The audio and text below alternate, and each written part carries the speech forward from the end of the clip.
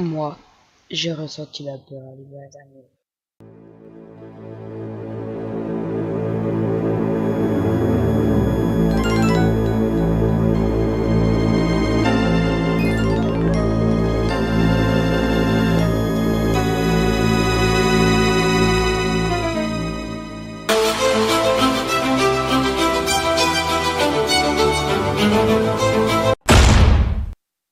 Moi, c'est Morin.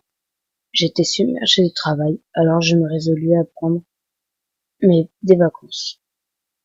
Une semaine en location dans une petite ville. Une fois arrivé, mes bagages posés, l'installation terminée, je partis me promener. En me promenant, je croisai un monsieur, à vue d'œil un sans-abri. Après avoir fait sa connaissance, je l'accueillis chez moi pour ne pas qu'il ait froid durant la nuit prochaine. Raymond, le sans-abri, et moi partâmes donc vers ma maison afin de fêter notre rencontre. Plus tard dans la soirée, nous allâmes nous coucher. Je me réveillai brusquement. Des gouttes de sueur coulaient sur mon visage. J'avais chaud. Je n'aimais pas les nuits de pleine nuit. Et malheureusement, c'est ce qui s'est passé. Ça me fit entrer dans un état très inconfortable, mais juste pour une nuit. Durant cette phase de la nuit, où j'essayais par tous les moyens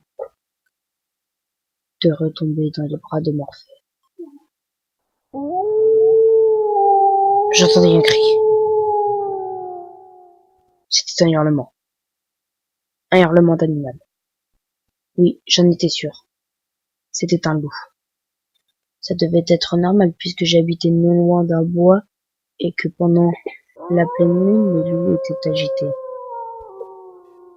Même si je m'étais rassuré, j'ai du mal à me rendormir.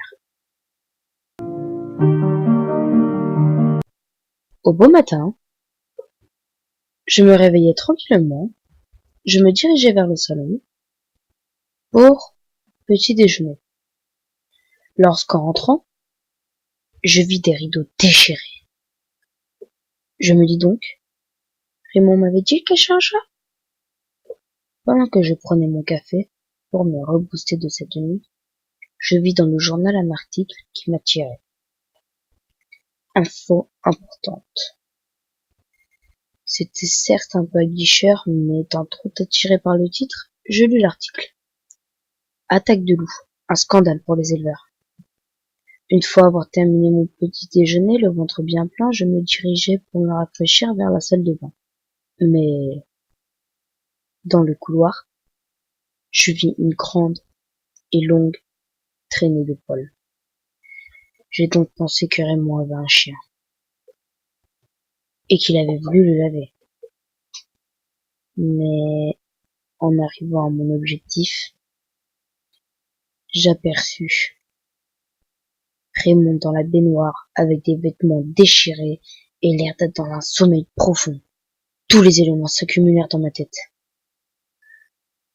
Je me posais mille et une questions.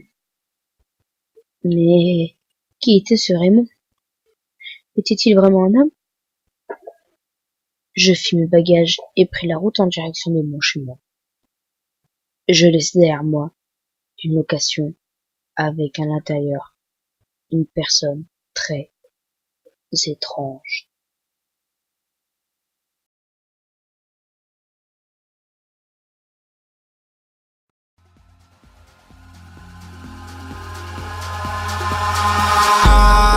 Eyes in the sky, gazing far into the night. I raise my hand to the fire, but it's no use, 'cause you can't stop it from shining through. It's true.